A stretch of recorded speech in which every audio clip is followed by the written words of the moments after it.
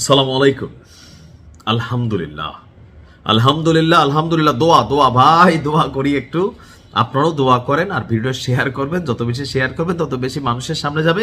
আর সবাই দুই হাত তুলে দোয়া করি, কারণ একটু আগে যে ঘটনা ঘটাইছে আর ইসরায়েল থেকে যে বার্তা আসছে, এখন পর্যন্ত অনেকটা ধোঁয়াশা আটকায় আছে।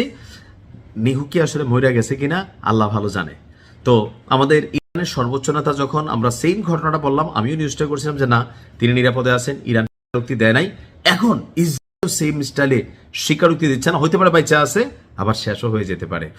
দর্শক, ইসরায়েলি প্রধানমন্ত্রীর কার্যালয় এবং ইসরায়েলি বিমান বাহিনীর কমান্ডারের যে কার্যালয়, সেই অবস্থানগুলোতে যে সামরিক ভান্ডারে থাকা ওয়ান এন্ড অনলি ব্লুটুথ ক্ষেপণাস্ত্র খাইবার মিসাইল বিদ্যুৎ গতিতে চলে, তো সেই খাইবার মিসাইল দিয়ে আঘাত করেছে আপনার ইরান, আর এতে ব্যাপক ক্ষতিগ্রস্ত হয়েছে।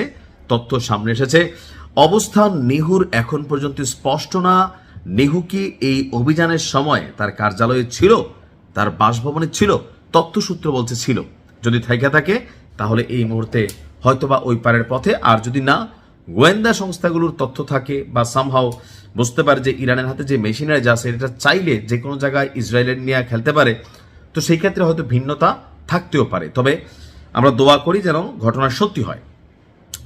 ইরানের সংবাদ সংস্থা তাসনিম নিউজ বলছে, লক্ষ্যভিত্তিক এবং আকস্মিক এই হামলার কথা ঘোষণা দিয়েছে বিপ্লবী গার্ড বাহিনী। অর্থাৎ তারা বলছে যে সুনির্দিষ্ট টার্গেট করে আমরা অভিযান চালাবো। খেয়াল আছে, আমি আজকে একটা নিউজ দিয়েছিলাম না জানি কালকে, যে বড় একটা ঘটনা ঘটতে যাচ্ছে, ব্যাপক প্রস্তুতি নিয়েছে ইরান। প্রতিবেদনে বলছে এই অভিযানের পর নেতানিয়াহুর পরিণতি এখন অনিশ্চয়তার মেঘে আচ্ছন্ন।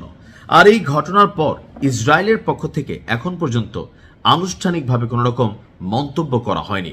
দর্শক, তাসনিম নিউজ বলছে এই পর্যন্ত ইরান, ইসরায়েল এবং যুক্তরাষ্ট্রের আঞ্চলিক ঘাঁটিগুলোর বিরুদ্ধে ড্রোন ও ক্ষেপণাস্ত্র হামলার 10টি ধাপ সম্পন্ন হয়েছে। এখন ইরানের দাবি, ইসরায়েলি প্রধানমন্ত্রীর যে কার্যালয়, সেই কার্যালয়ে তাদের মিসাইল টার্গেট করেছে, হিট করেছে, এমনকি তার যে বাসভবন সেইখানেও একযোগে চালানো হয়েছে। কিছু মনে পড়তেছে না? একটু খেয়াল করেন তো। গতকালকে যখন গত পরশুদিন আমাদের সর্বোচ্চ নেতাকে শাহাদাত করানো হলো, তো এখানে একটা কৌশল অবলম্বন করা হয়েছিল। কৌশলটা কি ছিল? যে একযোগে ওনার কার্যালয়, ওনার বাসভবন বা সম্ভাব্য যেই যেই জায়গায় তিনি থাকতে পারেন, গোয়েন্দা সংস্থা সিআইয়ের তথ্য, এই সবকিছু মিলাইয়া তারা কিন্তু একসাথে একটা সিরিজ অভিযান চালাইছিল, যেন এ থেকে যদি তিনি বিয়ে যান বি শেষ হবে, বিয়ে থেকে সি যান সি শেষ হবে, যেখানেই হোক কোথাও না কোথাও তো আছে। এখন এই বান্দার জন্য আমি আল্লাহর কাছে দোয়া করি, আল্লাহ যেন গরিবদের, আমাদের নিপীড়িত মানুষদের দোয়া কবুল করে এবং কি তাকে আল্লাহ যেন ওই পারে নিয়ে আনে। তো এখন পর্যন্ত ঘটনা নিয়ে নানান বক্তব্য আছে। ইসরায়েল মুখে কুলু পেটে রাখছে। আন্তর্জাতিক কিছু গণমাধ্যম বলছে যে নিহু কার্যালয়ে ছিল, কেউ বলছেন বাসভবনে ছিল, কেউ বলছেন যে রেস্টে ছিল, কেউ বলছে যে বাংকারে ছিল, কেউ বলছে শেষ আলহামদুলিল্লাহ, কেউ বলছে না এখনো শিওর হওয়ার নেই, আমরা ছবি দেখি নাই। আবার এআই দিয়ে অনেক এডিট করা ছবি ভিডিও ভাইরাল হয়ে গেছে, কিন্তু এআই দিয়ে এগুলা অরিজিনালি আমি যতক্ষণ পর্যন্ত আপনাদেরকে নিউজটা না দিচ্ছি, অথবা যারা আন্তর্জাতিক গণমাধ্যম অথেন্টিক তাদেরকে ফলো না করবেন, সো এই ব্যাপারে শতভাগ নিশ্চিত হয়ে কোনো কিছু বলা যাচ্ছে না। বাট ঘটনা যে ঘটছে, শুকরান। আসসালামু আলাইকুম।